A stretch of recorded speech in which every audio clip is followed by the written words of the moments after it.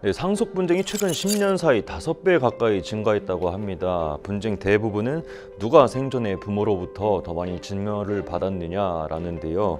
완벽한 상속, 오늘은 상대방의 증여를 어떻게 찾을 수 있는지에 대해서 알아보겠습니다. 법률사무소 율쌤 허윤규 변호사님이 설명해 주십니다. 안녕하십니까, 변호사님. 안녕하세요. 네, 보통 이 변호사님 통장 같은 걸 보면 좀 쉽게 확인을 할 수가 있을 것 같은데 또 쉽지 않다고 하네요. 네네. 그 상속 분쟁에서 이 상속인 간 협의가 잘 되지 않는 이유가 이제 뭐 사전 증여와 관련해서 생전에 뭐 재산을 뭐 많이 받은 상속인과 뭐 그렇지 못한 상속인이 있기 때문이죠. 네, 그렇습니다. 이제 상속에서 이러한 사전 증여는 이른바 이제 상속분의 성급으로 취급하기 때문에 그러니까 상속 재산을 미리 받은 거죠. 그렇기 때문에 이제 증여를 받으신 분들은 이제 남은 재산에서 그만큼 받아갈 재산이 이제 줄어들게 되고요. 그 증여받은 재산이 이른바 이제 법정 상속분보다 많이 받아가시는 분들이 있다면은 이분들을 이제 초과 특별 수익자라고 하는데요. 원래 받아야 할 법정 상속분보다 많이 받아갔다라고 해가지고 이러한 초과 특별 수익자가 그 초과 특별 수익분을 반환할 필요는 없습니다. 이걸 토해내야 한다면 부모님께서 미리 이걸 증여하거나 또는 유언으로 유증할 필요는 없겠죠. 네, 근데 뭐 예외의 경우가 또 있을 것 같은데 어떤 그렇습니다. 경우가 이제 증여재산가액이 상당히 많아서 어떤 한 사람이 너무 많은 재산을 가져가서 남은 재산을 나머지 상속인들이 나눠 갔더라도 그분들이 본인이 원래 받아야 할 법정 상속분의 2분의 1도 못 받는 경우, 그걸 이제 유류분이라고 하죠. 그 유류분 가액도 미달해서 받게 된다면 그러한 유류분을 부족해서 받게 되시는 분들은 그 수증자를 상대로 유류분 반환 청구를 할 수가 있는 것이고요. 이렇게 상대방이 받은 그 증여재산이 많음을 이제 입증을 해야 자기가 이제 상속에서 유리할 수 있기 때문에 결국 이 상대방이 받은 재산이 많냐 적으냐 이걸 가지고서 소송으로 가는 경우가 상당히 많고 이러한 그 사전증여의 입증이 상속소송의 전부라고 해도 과언은 아닐 것입니다. 네, 변호사님, 그럼 이 상대방의 사전증여 이게 어떻게 좀 입증을 할 수 있는지 궁금한데요. 일단 이제 우리나라 국민의 대부분의 이제 상속 자산, 일반적인 자산은 부동산과 이제 현금이 될 수 있겠는데요. 물론 그 이외에 뭐 주식, 회원권 또는 동산, 뭐 금괴, 또 뭐 각종 미술품 여러 가지가 있을 수는 있죠. 그런데 이제 실무에서는 대부분 부동산 아니면 현금 증여를 입증하는 것이 대부분의 쟁점으로 이제 부각이 되고 있습니다. 부동산과 현금 증여, 이 부동산을 증여한 경우에는 이제 뭐 부동산 등기부에 또 공시가 되잖아요. 그래서 뭐 입증이 좀 크게 어려울 것 같지는 않은데 어떻게 보십니까? 맞습니다. 이제 부동산을 부모님이 이제 본인 명의로 되어 있다가 자녀한테 증여하는 경우, 그런 경우에는 이제 부동산 등기부에 본인 명의에서 이제 자녀 명의로 넘어가는 과정이 이제 등기 원인이 딱 증여라고 돼 있기 때문에 그러한 등기부라는 법적 공부에 의해서 입증이 되니까 큰 어려움은 없겠죠.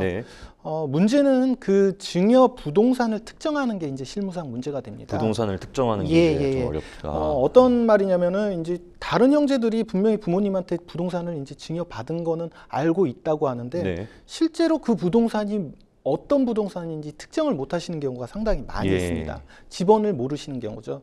이러한 경우에는 이제 쉽게 그런 부동산을 찾아낼 수 있다라고 생각하시는 분들이 좀 많은데요. 실제에 있어서는 그 부동산을 특정하지 못하면은 상대방 증여를 입증하기가 쉽지 않다는 그런 문제가 발생합니다. 네, 변호사님, 그리고 그 안심 상속 서비스라고 또 있지 않습니까? 맞습니다.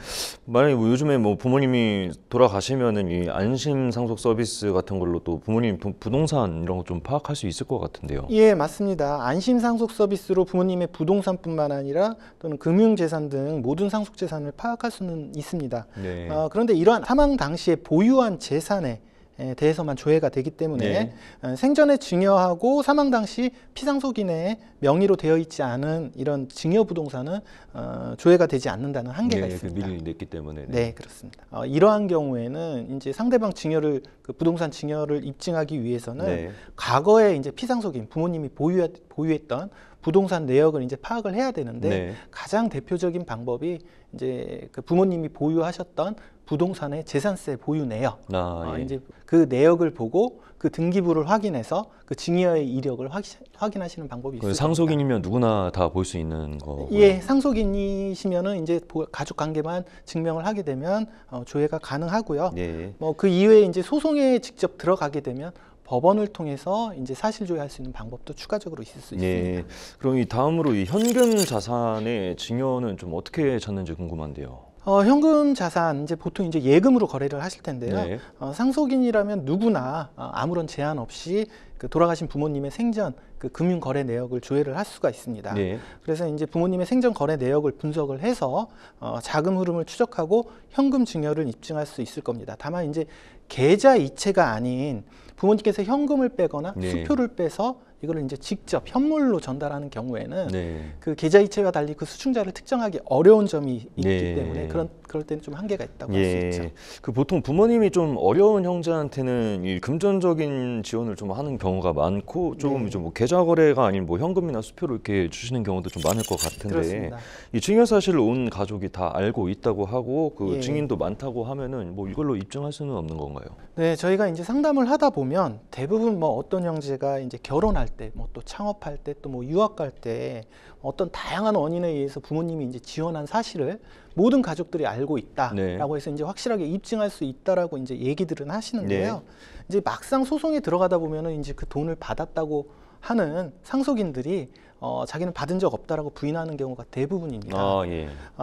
이러한 경우에는 이제 앞서 말씀드린 대로 이제 부모님의 계좌를 보고 그 자금 흐름을 추적할 수가 있는데 그런 계좌 이체가 아닌 말씀드린 대로 수표나 현금 증여 같은 경우에는 상당히 이제 이거를 입증하기가 어렵고요.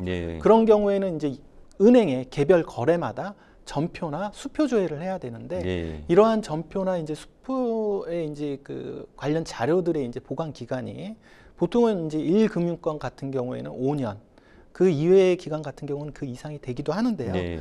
실무에서는 한 5년 정도 지난 자료는 찾기가 상당히 어렵습니다. 그래서 이러한 경우에는 이제 수표나 이제 현금으로 진행되게 된 증여 같은 경우에는 그 입증에 상당한 어려움이 있게 되기 마련이죠. 그 자녀가 결혼할 때 뭐 혼수로 이렇게 부동산을 사주는 경우도 또 있지 않습니까?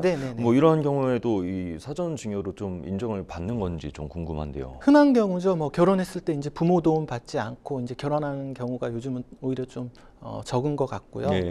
그래서 이제 부모님이 소유한 부동산을 직접 증여를 했다면 앞에 말씀드린 것처럼 등기부상 확인이 가능하지만 대부분은 뭐 이제 부동산을 취득하는 자금을 일부를 보전해 준다든지 아니면 전액을 지원한다든지 아니면 이제 전세 보증금을 지원하게 돼서 하게 되는데 이런 경우에 이제 일반인 분들은 부동산을 사줬다 뭐 이렇게 표현을 하지만 정확한 얘기로는 이것도 현금 증여와 동일한 경우인 겁니다. 그래서 이제 현금 증여에 준해서 이제 입증하면 되는데 모든 혼수 자금이 이제 증여냐라는 거는 이제 먼저 살펴볼 필요가 있습니다.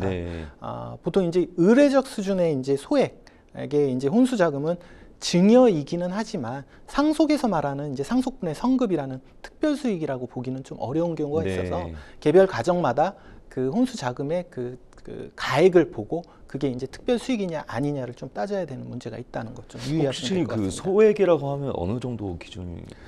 쉽게 말씀드려가지고 뭐 전체적으로 가정의 이제 자산 수준을 봐야 되는데요.